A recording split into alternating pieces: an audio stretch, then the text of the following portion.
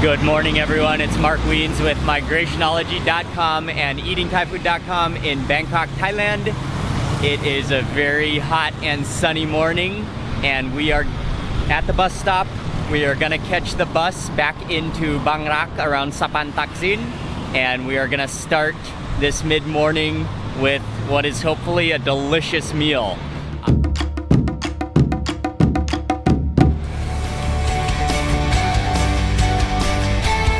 We made it to the restaurant. This place in Thai, it's called Ranahan Muslim. And so in English, that's just straight up Muslim restaurant. And they serve halal food. This restaurant is legendary. It has been serving halal food in this area or in the same location for over 70 years. So they have well withstood the test of time. And I love how classic this is. The wooden booths, and then they do have some metal tables in the center, but gotta choose the wooden booth. This is just a classic, legendary place. And also, I should just mention that Bang Rak is a really multicultural area. And so there is a big population of Indian, and there's a big population of Chinese and Thai, and everything is kind of mingled in Bang Rak, making it one of the most diverse areas and old areas of Bangkok with a really good mixture of food as well. Starting off, we got a roti mataba with chicken in it, and this, you can see it is a roti, a stuffed roti, and there's chicken, and there should be egg and spices in here, and it's looking very nice. Let me add a little bit of this pickle and put it on. And I'm going for a centerpiece first. Oh yeah.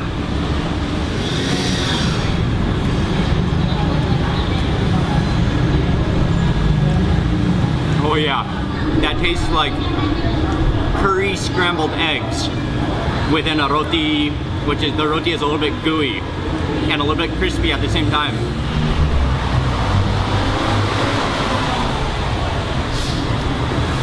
That is delicious, and it would go really well with a cup of tea, which I happen to have right here.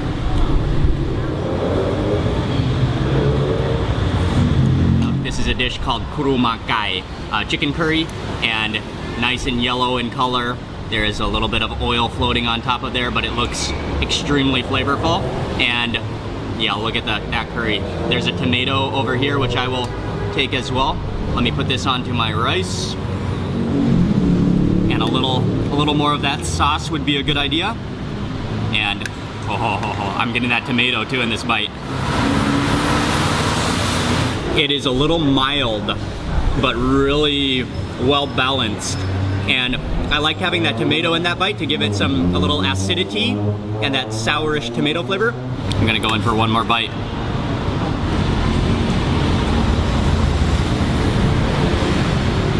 Oh, that is very good though. This dish is soup nua, which is a beef soup, and there should be beef. Oh, that looks very tender. There are shallots, and there is tomatoes in here. There are chilies, and what else is in here? Oftentimes there's some crispy shallots in here, but not sure. Let me taste a piece of that. Let me taste a piece of that beef, and gotta get a chili in there as well. Or okay.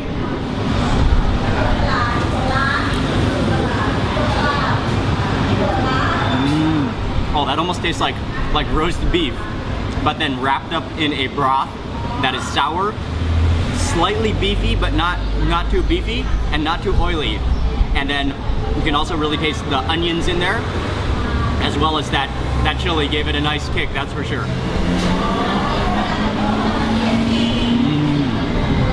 Oh, that is nice and sour. And the other dish I got is kamok pe, which is goat biryani.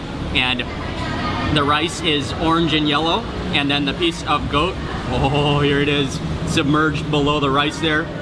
Oh, that's a nice little hunk of meat there.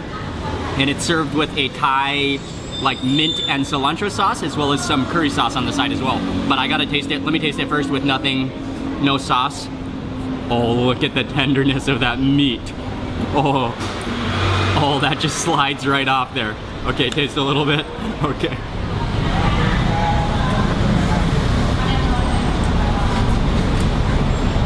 That meat is ridiculously tender. And then it has a really nice cardamom. I think that's what I'm tasting is cardamom, and maybe some cloves in there as well. This looks like a Looks like, is that, I think eggplant? Eggplant and a curry sauce. Let me add some of this time. Put it onto my rice. And then I might just add a little bit of this sauce as well, which should be a slightly sour and sweet mint sauce. Okay.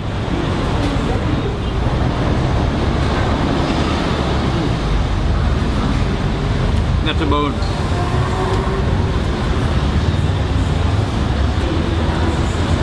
that almost tastes like lamb and mint sauce, but with a lot of cardamom and extra spices in there. That's good. And then that curry has a very pleasant curry powder flavor to it. Let me just taste a little bit of that curry. Really good. It has a nice aromatic spice blend. And then that eggplant just kind of makes it kind of creamy because it's really, really cooked very softly. And so it just sort of disintegrates into that gravy curry sauce. Yeah, the combination of that with the goat, fantastic.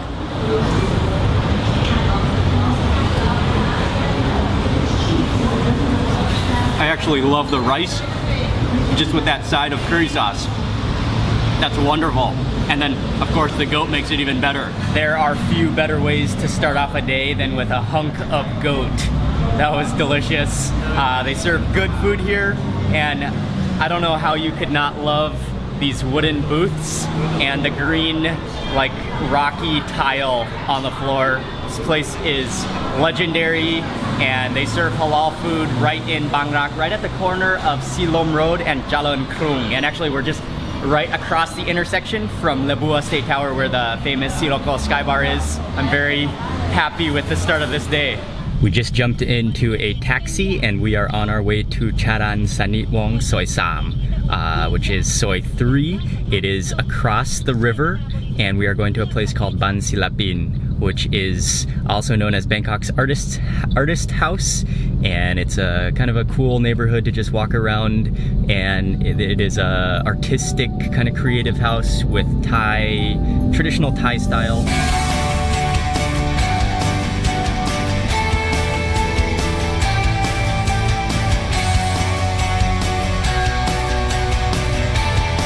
We got off the taxi at Charan Sanitwong Soi 3, and all the way at the end of the Soi, which is right where you enter the local community.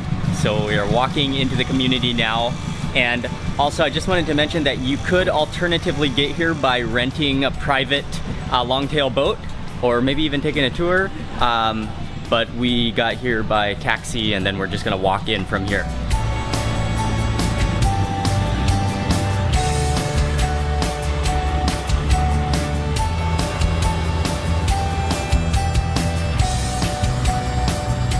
We have arrived to the community, walking next to the canal now, and boats go past right on this canal, but it really has a pleasant feel to it here. It's nice and sleepy and relaxing, and now, since it has become a popular place to visit, there are lots of cafes and some small restaurants around here where you can eat and sit down and just enjoy this old community in Bangkok. But I think one of the best things to do, we're heading towards the famous artist's house, which is called Ban Silapin. But I think really the best thing to do here is just to walk around, enjoy the views of the canals, and just enjoy this old community. Ying found a friend.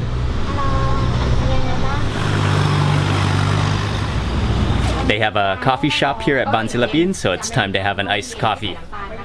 But one of the best reasons to come here is for the Thai puppet performance. But they have recently changed the hours or the days that they do the performance. And so we actually we're on a day that they're not having the puppet performance, which is unfortunate. But I have been here a number of other times. We missed it today, so we're just enjoying this house. It's a great place to relax and hang out, have a coffee, and just very artistic and very old Thai style. I really like walking around this whole neighborhood, this canal side neighborhood. We had no plans to take a boat, but then when we were buying coffee, there was a sign that was advertising for a longtail boat for 800 baht for an hour.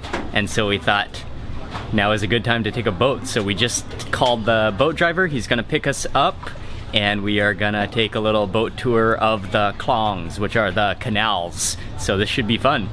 Our boat just came to pick us up, and we have a huge boat all to ourselves. It's just Ying and I in the entire boat. So if any of you want to join us in the boat, we have a lot of extra seats waiting for you. But this is gonna be good. Oh, I can already feel that cool breeze coming off the canal. And seeing Bangkok by canal is one of the best ways to see Bangkok.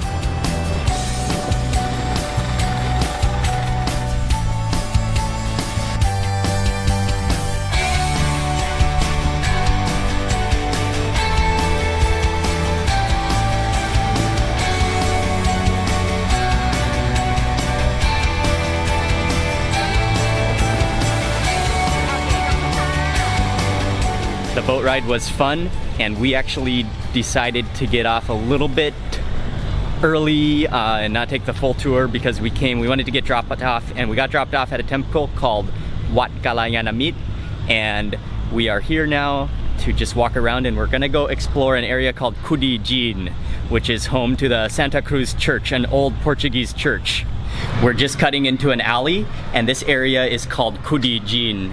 And right ahead of me is Soi Kudijin, but this is a Portuguese Thai community, Christian community within Bangkok, and it's home. If we keep winding through these narrow alleys, like that one right behind me, we will get to the famous Santa Cruz Church, which is a Portuguese church, and we're gonna go find it right now.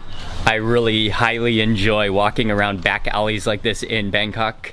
One of my favorite things to do because it's so interesting and such a community feel and so many interesting things. And I love the potted plants as well as the little stores. All of a sudden you're just walking along through the neighborhood and you come up on a little convenience store, a little family-run convenience store, and then you walk past a canal.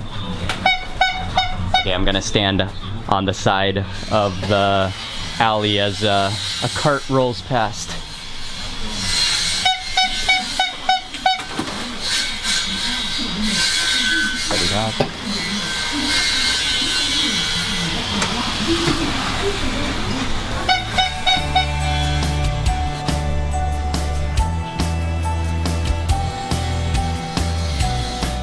We are walking, and I just see the Santa Cruz Church right ahead of me. That's where we're heading first to check out the church.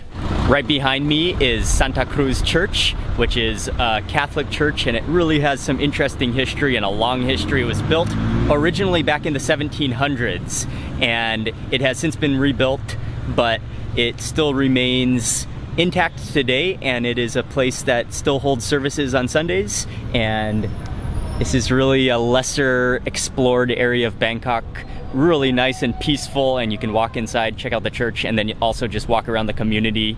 But it's really calm. It really feels kind of like a different city from Bangkok here. This pocket neighborhood community is known for a snack called Khanom Kudijin, which is a baked kind of cake. And so we're at a cafe now. We just walked through the alley to a cafe, and we are gonna have some Khanom Kudijin and maybe another cup of coffee. Would sound delicious right about now. I ordered another iced coffee, and then we also got the Khanom Kudijin. And we came outside to make the video because they're playing some music inside, which is all right.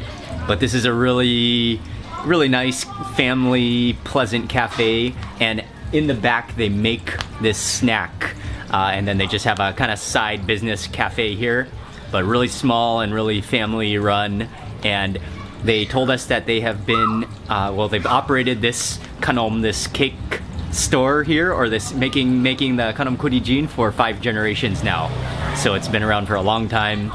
Has some real history to it. It looks pretty much kind of like a cupcake, but it feels quite dense, and there's some sugar on the top of it, as well as maybe some raisins, I think. Okay, let's taste it.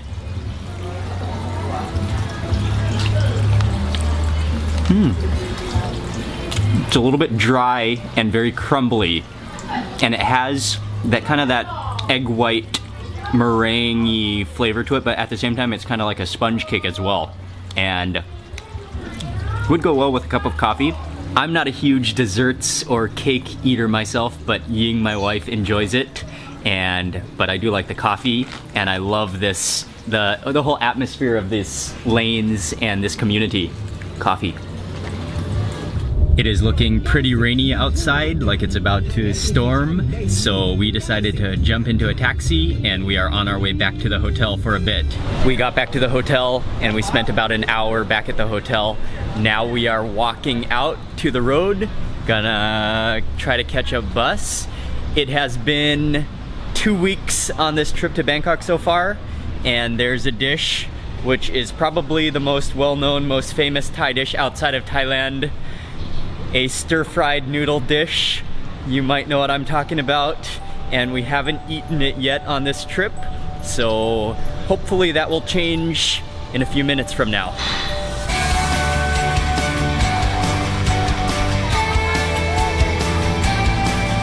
We jumped on the bus. We are on bus number 1 and we are heading to Charoen Krung, Soi 107, where hopefully there is a stall that we are gonna eat at.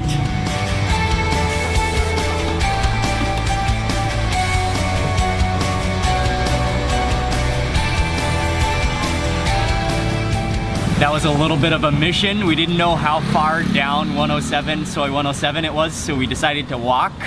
And that was not the best idea. It's a pretty busy road and not a lot of space for walking. It's not too pedestrian friendly, but luckily the restaurant is open. This Pad Thai restaurant is only open from about 5:30 p.m. and they shut down and sell out by 8 p.m. And I think they're only open on weekdays, not on weekends. And actually we even arrived here, it's only like 6:30. We have arrived here and they are already out of Pad Thai Gung Sot, which is the Pad Thai I wanted to eat with the fresh shrimp. So I have to get the one with dry shrimp, and we're waiting on our order right now. You can just see the smoke pouring from this corner of the road. That version of Pad Thai with the fresh shrimp, they actually just told us that you have to call them ahead at like 3 or 4 p.m. in the afternoon, and then they will start cooking at 5 p.m. But usually by the time they start selling, they're already sold out of that version, which is very unfortunate. We didn't know that. So that's the story. My plate of Pad Thai has just arrived, and this is Pad Thai Gung Hang. So it is with dry shrimp, little dry shrimp. There's tofu in here, there's egg. Before I season anything, oh, look at that. And there's egg, there's chives in here. And I like how it's heavy on the bean sprouts as well. Okay.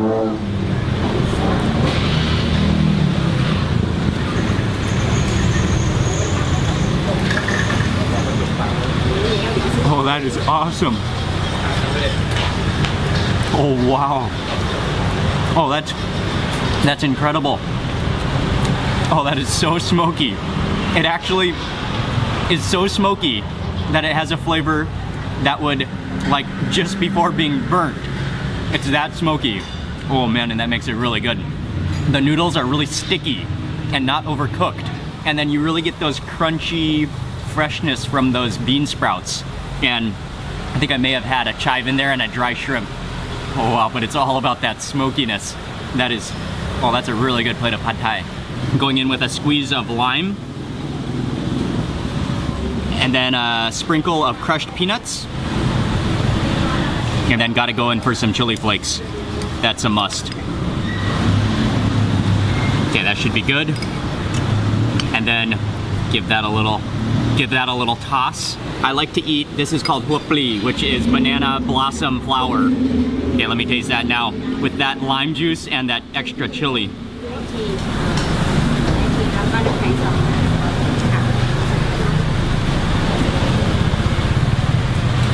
I have to admit, that is a fine plate of Pad Thai. And then you can eat a few of the banana petals from the banana blossom.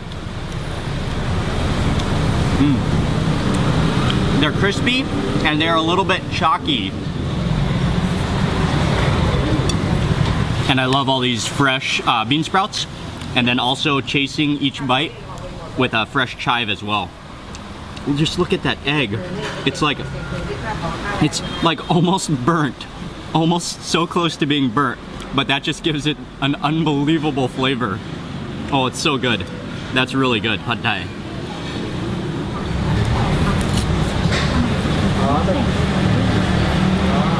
and then chase that with a chive.